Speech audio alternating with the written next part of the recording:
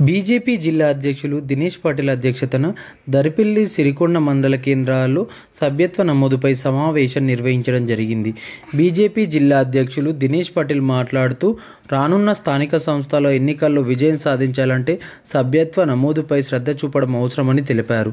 ఈ కార్యక్రమంలో Nizamabad assembly convener Padma Reddy, BJYM రాష్ట్ర కార్యవర్గ సభ్యులు యాదల నరేష్, భారతీయ జనతా పార్టీ జిల్లా కార్యదర్శి నక్క రాజేశ్వర్, రామస్వామి, శ్రీనివాస్, రాజేందర్, మురళి, రంజిత్, రాజన్న, ముఖ్య కార్యకర్తలు తదితరులు ఈ కార్యక్రమాల్లో పాల్గొన్నారు.